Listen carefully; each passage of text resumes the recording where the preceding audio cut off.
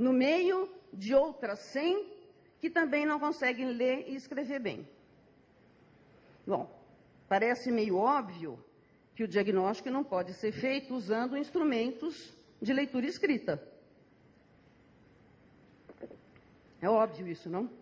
Se eu estou falando de uma doença neurológica, eu não posso diagnosticar usando leitura e escrita.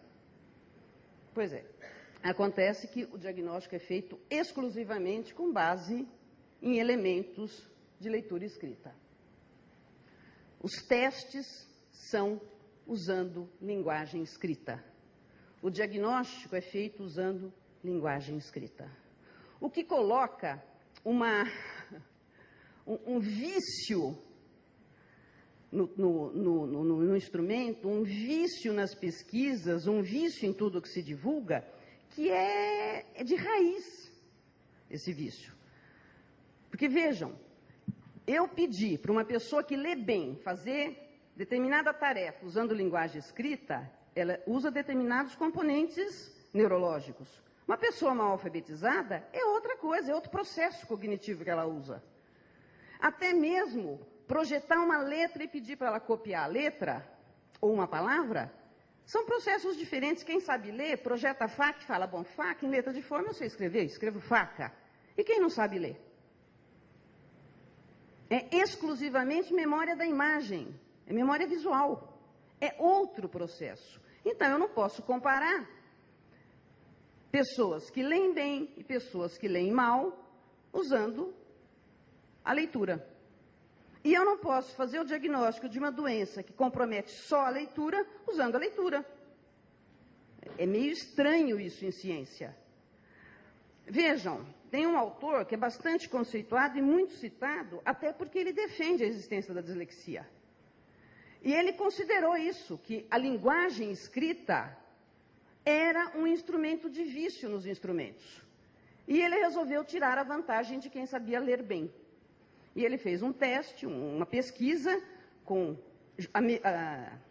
adultos americanos, um grupo que tinha um diagnóstico de disléxicos e um grupo que tinha um diagnóstico de normais.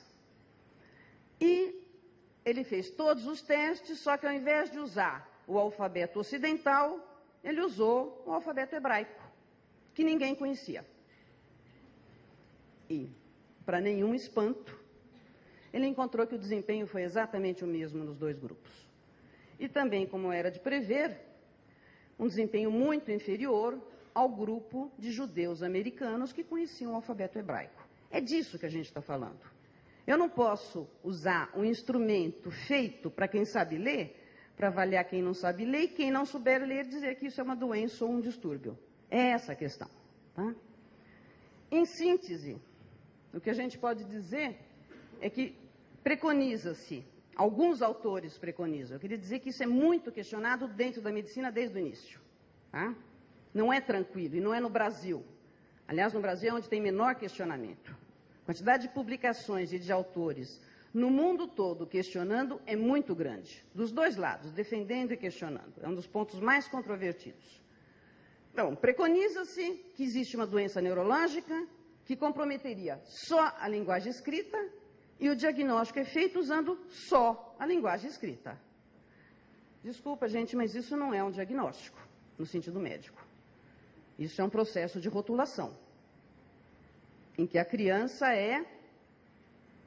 como sujeito, desaparece nesse processo. Bom, como é que surge tudo isso?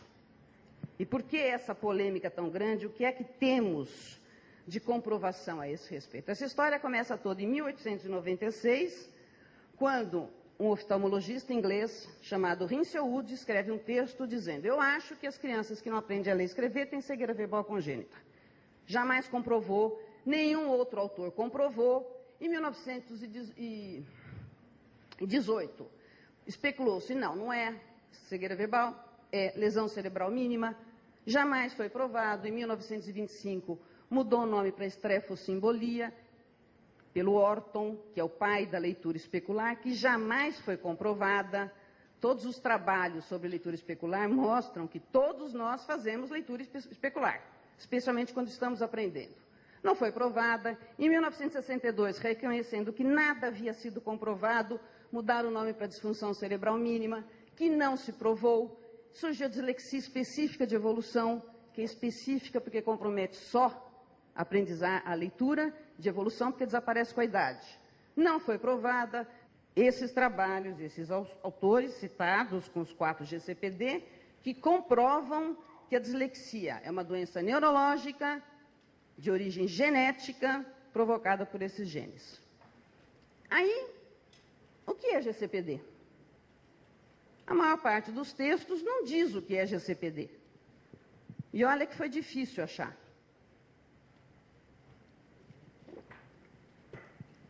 Aí, em alguns textos, aparece: é gene candidato a predispor a dislexia. Não é nem causar, é predispor. Bom, predispor tem um monte de coisas que predispõem, né? 50 alunos na sala de aula também predispõem. Aliás, muito mais. Esse não predispõe, desculpe, gente, esse determina. Hã?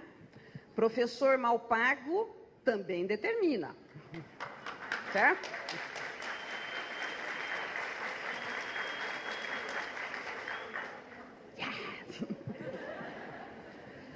Predispor. Agora, eles não são nem sequer predisponentes, eles ainda são candidatos. O que está posto aí? Não existe a menor comprovação, nem mesmo de que esses genes sejam predisponentes à dislexia. Eles ainda estão no campo de candidatos. Desculpem, gente, não é assim que funciona em genética.